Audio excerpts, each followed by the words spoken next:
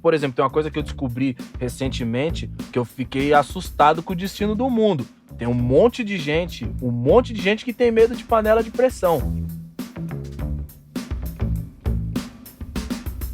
Como se, por exemplo, eu cuidar do meu corpo fosse um prazer, uma coisa distante. Não, eu acho que quando você é pobre, isso é muito mais urgente do que quando você tem dinheiro, sacou? Porque qualquer desencontro do seu organismo vai fazer você perder mais dinheiro ainda, mais tempo ainda.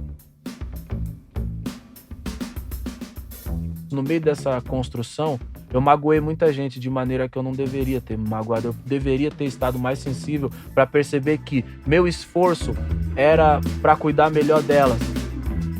Alô, alô! Tá começando! Cadê a Receita, Rita Lobo? É programa inédito, com um novo ingrediente e mais receitas de vida. Seja muito bem-vindo à minha cozinha, afinal, esse é o melhor lugar para um bom papo, não é não? E olha, a gente se encontra por aqui toda terça-feira com um episódio inédito e um convidado muito querido.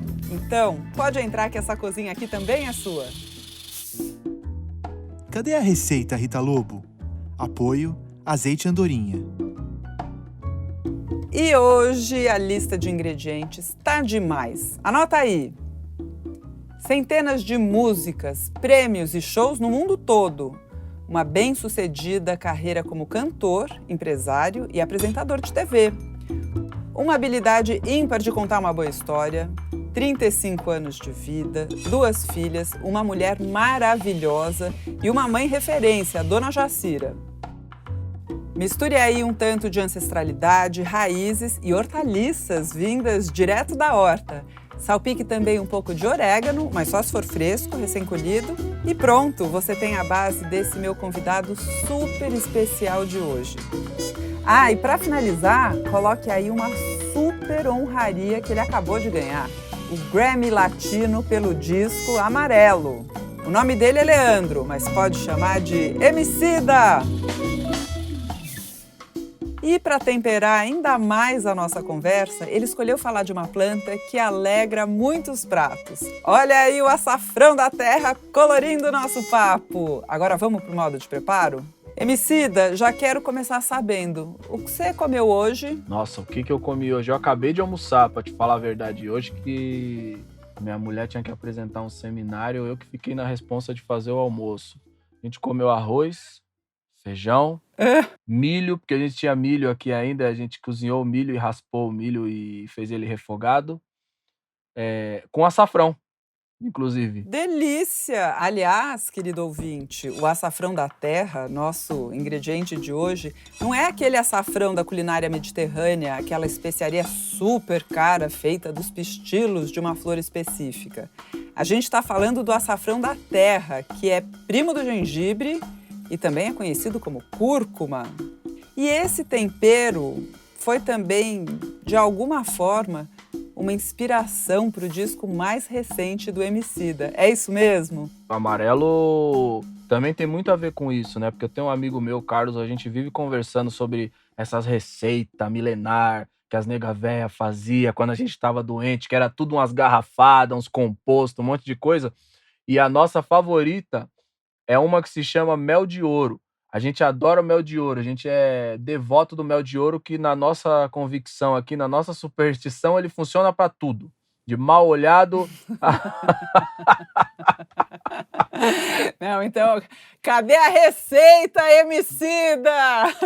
Não, o mel de ouro é simples, né, meu? É mel, açafrão, limão e eu coloco gengibre também, porque eu fico inventando as coisas, né? Eu raspo o gengibre e coloco ali. Então tá aí, a primeira receita do dia. Olha só, eu fiz uma pergunta, me animei com a cúrcuma e a gente esqueceu do seu almoço. Me conta o cardápio, vai. Arroz, feijão, milho, tinha uma salada, porque tinha rúcula, tinha brócolis, tinha alface, tomate e eu refoguei uma linguiça também, porque tinha aqui uma calabresa ainda. Quer dizer, um PF mais do que perfeito. Aliás, Emicida, mesmo quem já tem uma alimentação boa, porque come arroz e feijão no almoço, muitas vezes não se dá conta de que não está comendo o suficiente de hortaliças. Eu vivo dizendo que antes de sair cortando glúten, carboidrato, o negócio é comer mais legumes e verduras que eu sei é um grupo de alimentos que você tem o hábito de comer bastante. Ah, tenho. A gente come até sem temperar quando a gente tá andando pelo quintal, porque eu tenho uma horta gigante aqui, né? Minha filha parece um esquilo. Ela desce aqui, ela fica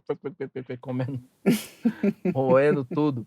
Eu tenho que afastar ela às vezes pra sobrar pra gente poder comer no prato. Como começou essa história da A horta? horta tem uma história muito doida, né? Minha mãe tem uma relação com as plantas muito bacana. A gente nunca teve espaço pra cuidar mesmo de planta, então nas casas menores que a gente morou no começo da nossa vida, e como a gente também estava mudando direto, ela não conseguia se relacionar com isso da forma que ela gostaria. Então ela não cultivava muita coisa. Então, às vezes, tinha uma espada de São Jorge, um peregum, uma planta mais ornamental, mas não necessariamente uma coisa que ela pudesse se alimentar. Quando a gente mudou pro Cachoeira, que é lá perto de Guarulhos já, aí ela começou a cultivar a horta dela, mas tudo em vaso. A minha mãe trabalha com vaso, sabe? Eu não. Eu gosto de plantar direto na terra mesmo. A única coisa que eu fiz aqui é que eu criei uns nichozinhos de concreto na terra para eu poder não precisar ficar agachado também durante muito tempo plantando. Mas o que me fez ir de novo para essa relação com as plantas foi há uns 7 ou 8 anos atrás. Eu estava lendo a biografia do Nelson Mandela.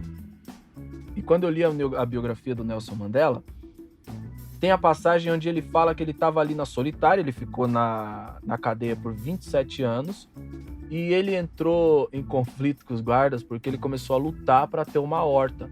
Ter uma horta era a forma de manter a saúde mental dele em dia, porque aí ele ia se concentrar naquilo e ia esquecer do inferno que ele estava vivendo fora daquilo, do país que estava pegando fogo, porque a África do Sul ainda estava vivendo o regime de apartheid. E quando eu li aquilo, eu achei muito forte o fato dele ter olhado para uma produçãozinha pequena de alimento. O que um manjericão te dá quando você tá? Imagina, ainda mais no contexto que o Nelson Mandela tava. O cheiro do manjericão vai te trazer um monte de memória. E as memórias vão tirar você da prisão. Elas vão te dar força para você lutar para construir esse mundo que está conectado com a sua memória, não com o momento presente. Profundo, hein?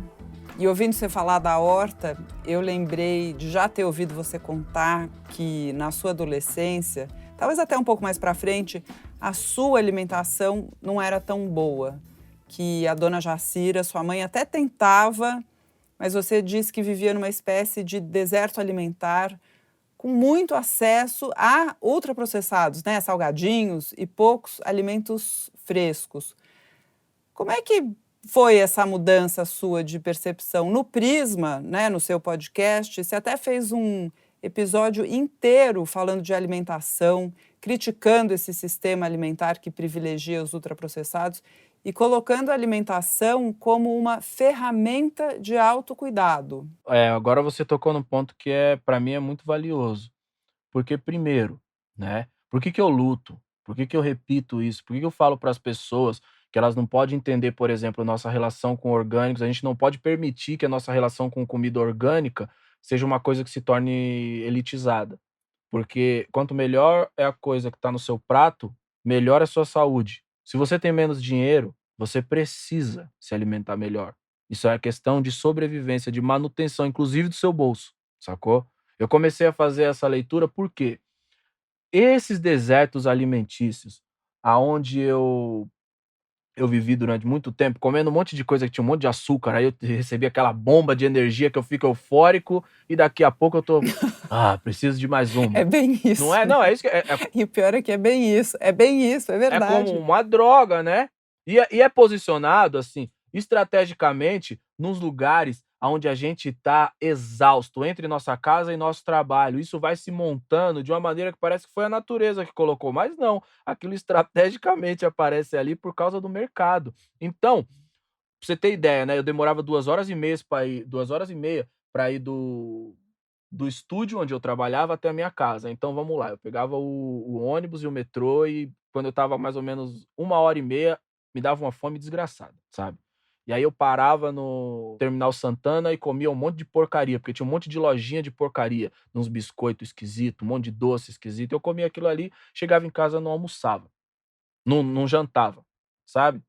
Só que só que eu não tinha energia de verdade, sabe? Eu tinha esse pico de euforia que o açúcar te dá, Só que eu chegava em casa exausto. É isso, realmente é uma estratégia perversa, principalmente porque pouca gente se dá conta de que as nossas escolhas, elas não são tão livres, né? No caso da alimentação, se você não pode parar para pensar, para escolher, para entender a importância de cozinhar, para separar um tempo para essa função, você vive de ultraprocessado. É nuggets, é lasanha, é salgadinho, é refrigerante. Você, Emicida, tem uma voz muito potente que faz as pessoas pensarem. E essa capacidade de tocar o outro parece ser um alimento para você, parece ser uma coisa que fortalece a sua alma. De onde vem essa necessidade de tocar as pessoas em relação a esses temas que são tão importantes? Eu acho que porque eu fui tocado por um monte de gente que me provocou a pensar, sabe? Eu conheço muitas pessoas, eu admiro muitas pessoas que elas não disseram pra mim necessariamente você precisa ir por esse caminho. Eles disseram pra mim, ó, tem esse e esse. As consequências desse primeiro são essas, as consequências desse segundo são essas e as consequências desse terceiro são essas. Mas eles não me disseram você precisa ir somente por aquele. E aí a conclusão a qual eu cheguei foi que eu devia ir por um determinado caminho. Mas isso foi por causa do jeito que eu me relacionei com um monte de gente que falou pra mim, pensa.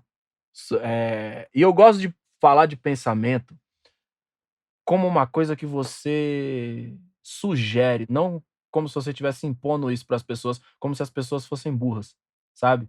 Eu não acredito que as pessoas são burras. Eu acho que realmente, quando a gente está falando de alimentação, a gente fala de como essas coisas são posicionadas estrategicamente para que a gente se distancie de uma alimentação mais saudável, porque isso, a nossa relação mais séria, mais constante com a alimentação saudável, vai provocar uma revolução e uma mudança no mercado que teoricamente está organizado servindo a um número muito pequeno de pessoas, entendeu? Não serve ao meio ambiente, não serve à sociedade da maneira que poderia servir, serve a um nicho muito específico de um pequeno grupo e a nossa relação com isso, ela vai se transformando numa coisa extremamente automática. É por isso eu gosto de falar de sugestão, porque na hora tem o livro do Malcolm X, ele fala uma coisa muito interessante. Eu já repeti isso aí 1 milhão de vezes na minha vida, mas eu acho que essa frase ela é perfeita, porque é o seguinte, ele fala: se você tem uma multidão sedenta e você coloca um copo de água suja na frente de uma multidão sedenta, eles estão com sede, eles vão beber. Mas se você coloca um copo de água suja e um copo de água limpa na frente dessa multidão sedenta, eles também vão ter discernimento para saber que é melhor você beber água limpa, entende? Então, quando eu começo a falar sobre se cuidar, quando eu tô falando sobre paz, quando eu tô falando sobre clareza, coragem e compaixão, não dá para eu tratar disso como se fosse somente uma coisa elitista. Uhum. Como se, por exemplo, eu cuidar do meu corpo fosse um prazer, uma coisa distante. Não, eu acho que quando você é pobre, isso é muito mais urgente do que quando você tem dinheiro. Sacou? Porque qualquer desencontro do seu organismo vai fazer você perder mais dinheiro ainda, mais tempo ainda. Sem dúvida. Coisas que são escassas. Você falou de pessoas que te tocaram, que te mostraram caminhos. Quem são essas pessoas? Elas são pessoas que fazem parte do seu círculo, das suas relações, ou são referências de livros, discos, filmes? A maioria delas são livros. São livros e discos. Eu acredito muito que os discos, principalmente quando você fala do Brasil, os discos são uma biblioteca muito importante, que trata da nossa história da perspectiva do povo. Porque até pouquíssimo tempo atrás, e de alguma maneira ainda o livro é uma coisa muito elitizada. O livro é uma parada que não tá onde deveria estar. A gente tem pouquíssimas bibliotecas, sabe? A gente tem pouquíssimo incentivo à leitura. Inclusive, um amigo meu esses dias falou uma coisa que eu achei fascinante. Ele falou: para a proporção na qual a intelectualidade no Brasil é atacada, até que esse país lê muito, entendeu? Para o cuidado que se tem com a educação numa sociedade como a nossa, até que esse país luta muito. Todo mundo que lê no Brasil é revolucionário, porque não é fácil. Eu posso falar, o bairro que eu cresci até hoje, a gente está falando de 2020, até hoje não tem nenhum aparato cultural que não seja uma banquinha de CD pirata. Isso é a coisa mais próxima que tem de um centro cultural no bairro onde eu cresci, sabe? Então, essas referências, elas foram em boa parte, livros e discos, sabe? Foi através dessas conversas. E muitas coisas que eu vi, porque você também aprende por fora dos discursos, né? Você aprende pelos exemplos. Então, a própria relação que eu tenho com a minha mãe, a relação que a gente tem agora, a gente tá no melhor momento, mas a gente já teve uma relação cheia de faísca também, principalmente durante a adolescência. Eh, mas eu pude observar também o cuidado dela, a relação dela com as plantas e com a alimentação, sabe. E mesmo não sabendo direito, e também não se cuidando direito, porque minha mãe fumava, minha mãe bebia, mas ela dava alface pra nós, então ela sabia o que que era o certo, sabe. Dava comida boa pra gente. Pois é, o arroz com feijão, a saladinha, o refogado, um pedaço de carne quando dá, né? Essa é a nossa dieta brasileira. O Brasil, em termos de saúde pública, estava muito melhor enquanto a gente comia mais arroz com feijão. Essas dietas tradicionais, vamos falar assim, como a nossa, vêm de uma inteligência coletiva, vem do povo. A gente tem isso no Brasil, mas nos Estados Unidos, por exemplo, eles não têm. Sabe que a primeira vez que eu fui pra lá... Não é à toa que a alimentação lá é um desastre, né? Meu Deus do céu. Foi... Desde que eu comecei a me tornar mais reconhecido, as piores fases de alimentação é quando eu vou pros Estados Unidos, porque, meu Deus do céu. É ruim Nunca demais, vi. Eu né? fico zoando, eu falo pros caras, a impressão que eu tenho é que vocês precisa ter um código de barra nas coisas, vocês não comem pra se alimentar. Parece que vocês querem poder ter o direito de processar alguém, sabe? Se der alguma coisa errada. Então tudo tem que ser É bem sabe? isso. Uma maquininha, tem que ter um registro, um código de barra. Eu lembro que a primeira vez que eu fui, eu fiquei puto, porque eu tava com muita saudade de casa. E aí eu fui pra Califórnia, eu comi cachorro quente, tipo, 3 dias comendo cachorro quente. Aí eu fui procurar outra coisa, era hambúrguer. Aí, pô, beleza, eu gosto dessa coisa aí, mas não, já tava demais. Aí eu voltei, achei no meio lá dos mexicanos lá, eu achei umas comidas que já tava melhor, mas tava apimentado também, que só desgraça, que os caras gostam de pimenta de verdade, Apimentada! saca? Aí, pô, cheguei na casa de um camarada nosso lá, meu, e eu vi uma panela com feijão. Fez a festa. Não, eu fiquei feliz demais. Aí eu virei e vi que era um feijão enlatado lá, um feijão doido lá, meio Ai, para. doce. Então, é isso. Isso não deixa de ser uma prova de que o sistema alimentar ele realmente influencia as escolhas do indivíduo, né? Estou entendendo que o sujeito era brasileiro, acostumado a comer feijão, mas como ele estava morando nos Estados Unidos, abriu mão de cozinhar, porque lá tudo é feito para que você não cozinhe. E partiu o feijão enlatado. O ponto é, os americanos não têm um padrão alimentar tradicional, balanceado, como a gente tem aqui no Brasil. Eles são desconectados da comida de verdade, né? Agora, mudando um pouco de assunto, Emicida, durante essa quarentena, né, que ainda estamos vivendo, você sentiu falta de comer o quê? Sabe que eu não comia muito comida japonesa? E eu fiquei com a vontade, eu tive um desejo de grávida de comer comida japonesa num momento. Não, porque não só a gente fez a quarentena tudo certinho, continua no isolamento, mas a gente também não pediu delivery. A gente ficou 7 meses, porque também teve essa conversa da relação trabalhista dos aplicativos com os entregadores, e a gente estava super atento a isso, e é uma parada que preocupa demais a gente. A gente também não quer corroborar com essa precarização e prejudicar a vida dos trabalhadores. Então a gente também, pelo fato da gente morar no meio do mato também, isso influencia bastante, né? Não são todos os entregadores que conseguem encontrar a nossa casa. Chegar. Mas o principal foi porque a gente se organizou numa rotina que a gente cozinha, todo mundo cozinha aqui em casa, as crianças gostam de cozinhar. A Marina, ela entrou num dilema quando ela foi comprar, a Tereza, minha filha mais nova, pediu uma cozinha de brinquedo, né? Ela entrou num dilema, assim, ela perguntou, porque a Tereza pede umas coisas, tipo assim, eu quero uma cozinha, eu quero uma vassoura, eu quero um rodo de brinquedo.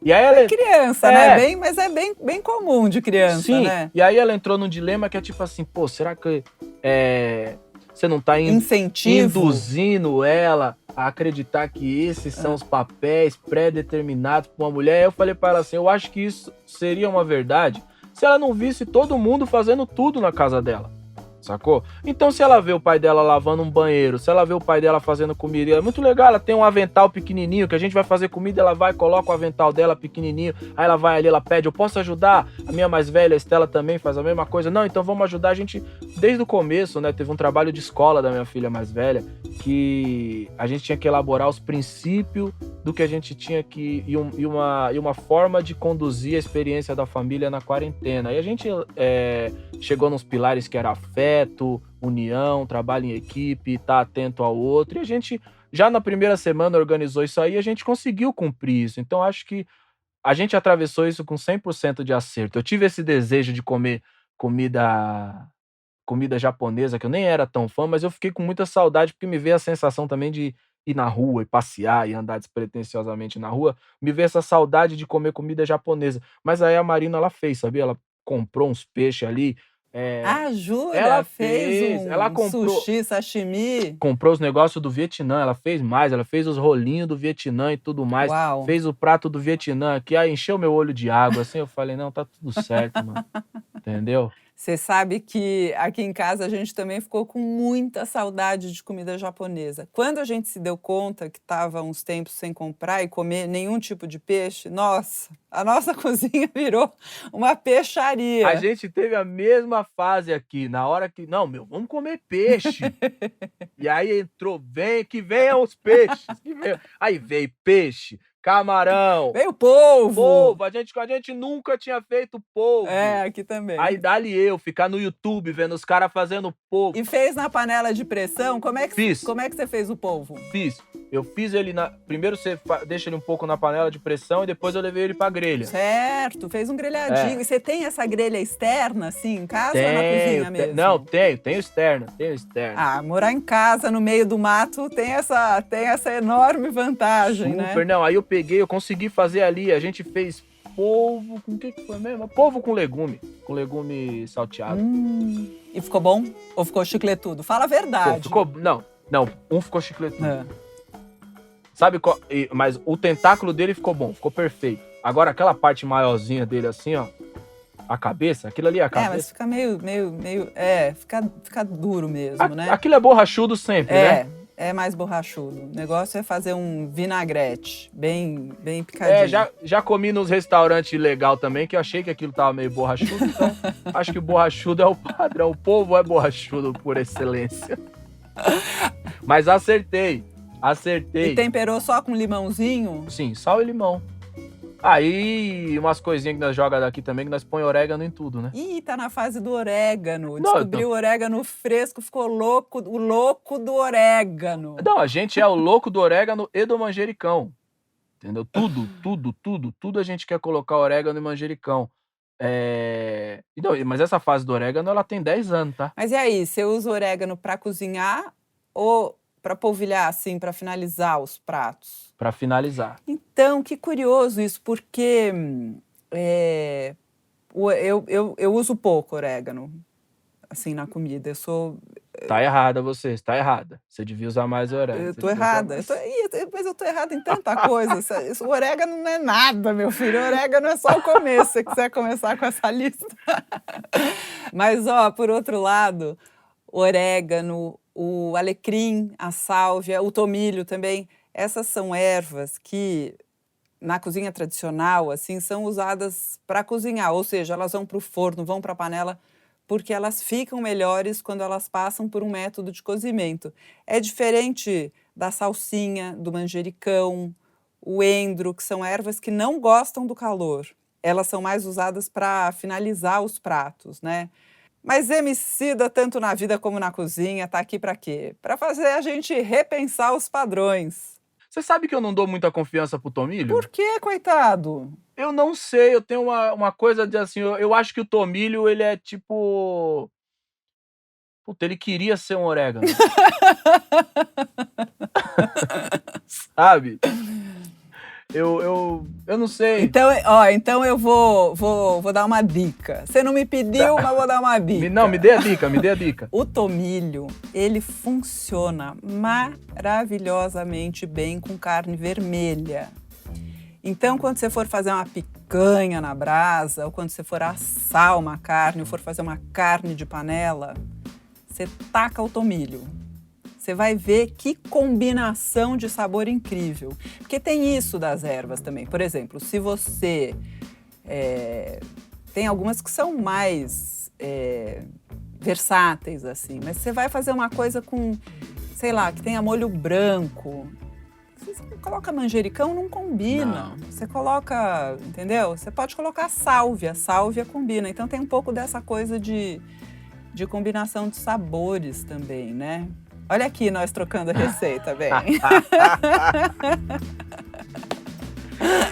Já gostei.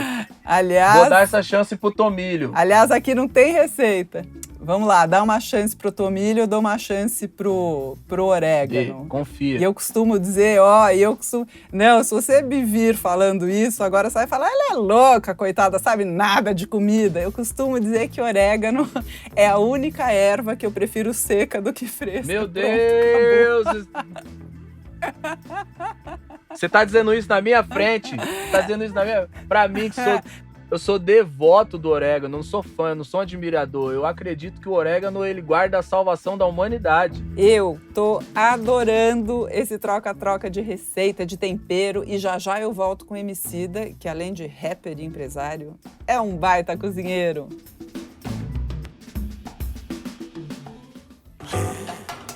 Comida de verdade é assunto que todo mundo deveria falar e ouvir. Por isso anota aí. Toda terça tem um episódio de Cadê a Receita, Rita Lobo? Saindo do forno com um convidado especial. E se tem alimentação de verdade, tem azeite de verdade. Os azeites Andorinha são 100% de suco de azeitona, produzidos de forma sustentável no maior olival de Portugal. Andorinha, porque azeite não é tudo igual. De volta aqui nas panelas com o Emicida, e eu quero saber uma outra coisa.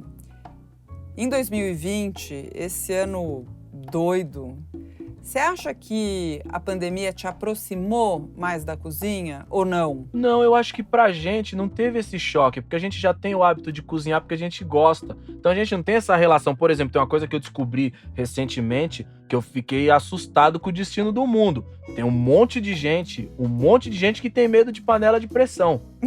Mas aí eu vou te falar uma coisa.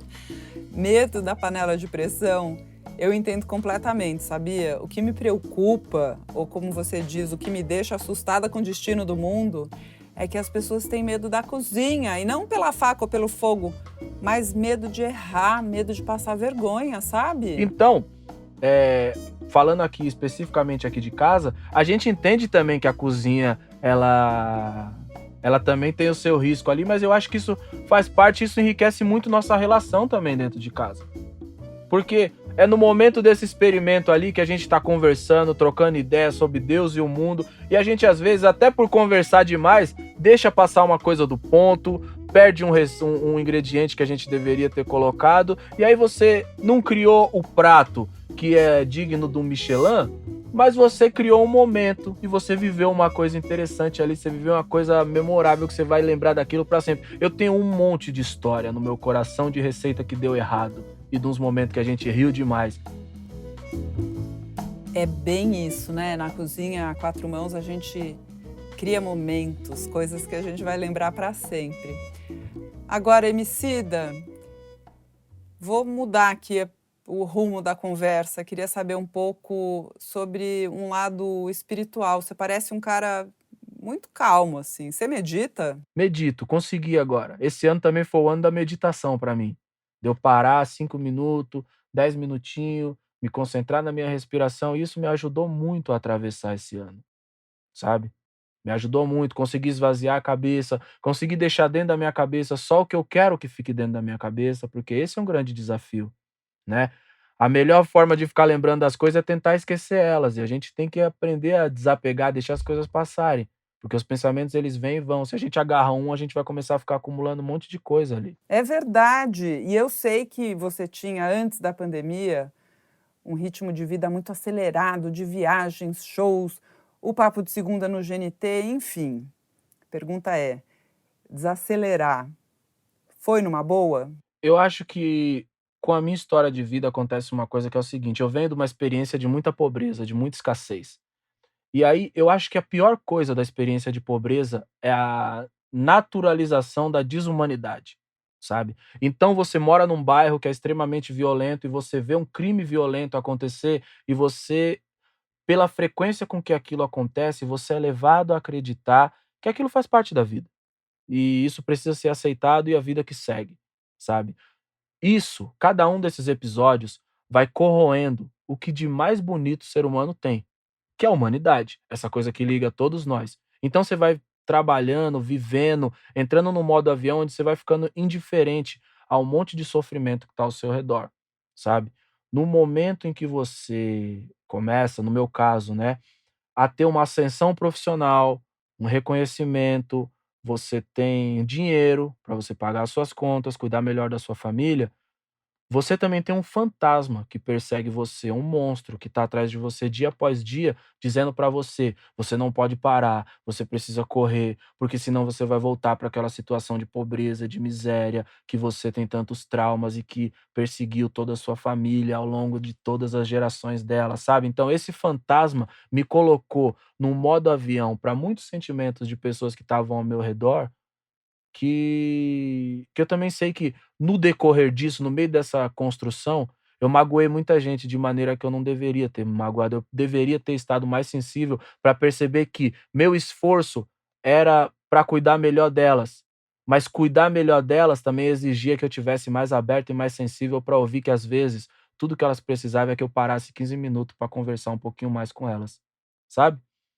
Então, pacificar essa relação com a ideia de produção foi uma coisa que tirou um peso de 1 milhão de tonelada das minhas costas, Rita, sabe? Tentar organizar meus horários, os meus horários ainda são malucos, mas sabe o que que organizou meus horários? As crianças, entendeu? Eu sacralizei o horário da refeição das crianças.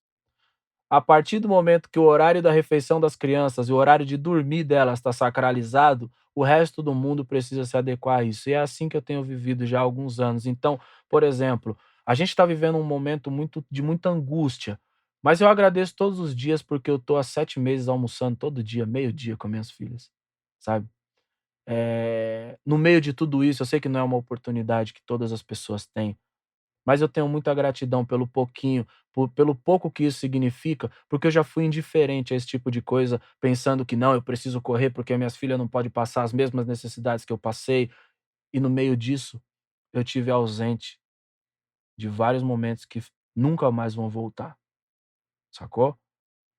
Pra mim, pacificar essa coisa foi fundamental para eu me transformar num ser humano melhor. E eu acho que a primeira coisa que roubam da gente numa sociedade como essa, principalmente quando você é pobre, é a calma, a serenidade. Porque aí você não consegue fazer a melhor escolha. Você não vai parar naquele lugar que está estrategicamente colocado para que você coma besteira e pensar assim, pô, vou esperar um pouquinho, vou chegar em casa daqui a meia hora e aí eu vou fazer um risoto hoje para as crianças, sabe? Não, hoje eu vou fazer um refogado. Não, já tenho mais 5 outras coisas para terminar naquele caminho. Eu tenho que ler um negócio da faculdade, do curso, do trabalho. Toda essa nuvem, toda essa poluição que vai te acompanhando, ela vai tirando de você o tempo, a calma e a serenidade. Você não consegue pensar, você precisa disso. Por isso, quando a gente fez o podcast Prisma, ele começa pela paz, pela calma. É um tempo.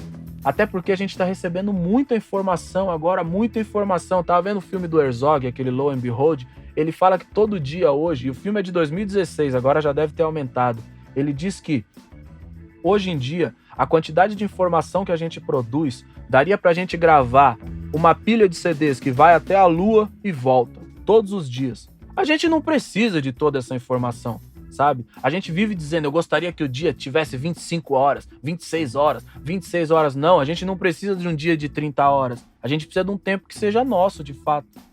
Sacou? Que sabedoria. Vou repetir aqui.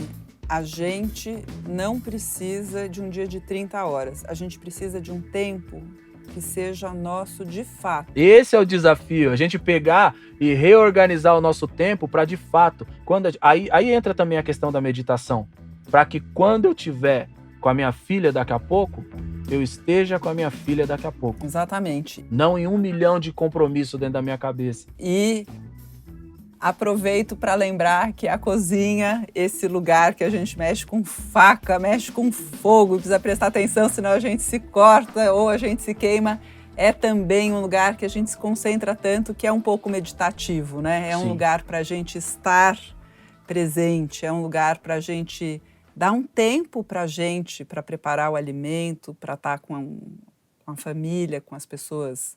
Logo mais, quem sabe, a gente vai estar com os amigos também. Não vejo a hora. Total. E para mim, super é também. Eu concordo demais com você. E acho que, por exemplo, a horta jogou luz na cozinha de uma maneira que eu estava tocando de uma forma negligente. Emicida, eu agora queria voltar para o açafrão da terra, ou cúrcuma, o ingrediente que você escolheu para o nosso papo. Eu achei essa opção curiosa, diferente, apesar da gente acabar usando bastante na cozinha, né? Além do mel de ouro que você citou logo no começo do nosso papo, você usa cúrcuma de outras formas? Uso sim, de algumas. Sabe o que eu gosto de fazer também? No milho, por exemplo.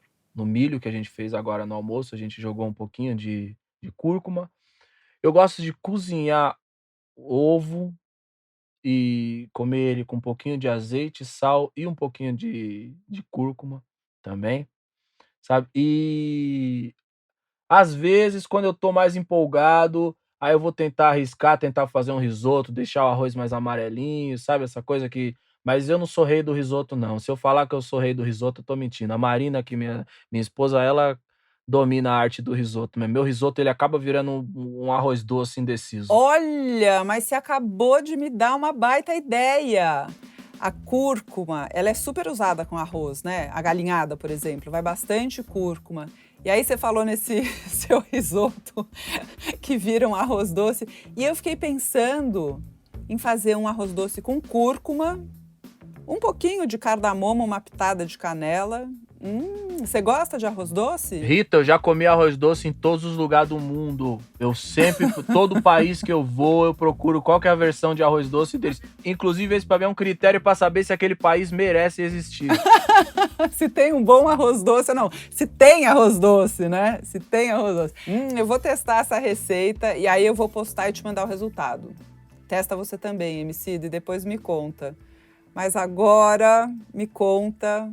Qual vai ser sua próxima receita com cúrcuma? Será que é essa? Ou você vai fazer outra? Não sei. Você falou de galinhada. Eu gosto de tentar fazer galinhada. Eu gosto de fazer coisa com frango. Então eu vou finalizar te perguntando qual é o prato que você vai deixar para suas filhas, para os seus netos? Qual vai ser aquela receita que eles vão lembrar do vovô Emicida? Sabe qual? E até esse prato agora pensando, ele também tá nos tons de amarelo. Bobó de camarão. Bobó de camarão do Emicida, ninguém pega. Insuperável até então. Tá 100% de acerto até então. Sabia? Entre esse papo acontecer e ao ar, o Emicida me mandou a receita do bobó de camarão e eu testei o arroz doce com cúrcuma. E não é que ficou muito bom? Aí eu passei para a equipe da cozinha de testes do Panelinha, que padronizou a preparação e fotografou. E antes que você me pergunte, cadê a receita, Rita Lobo? Eu já vou logo dizendo, tá no Panelinha. Aliás, além desse arroz doce e de um bobó de camarão, que não é o do Emicida, mas também é muito bom, lá você encontra um monte de outras receitas que levam o nosso ingrediente de hoje, a cúrcuma.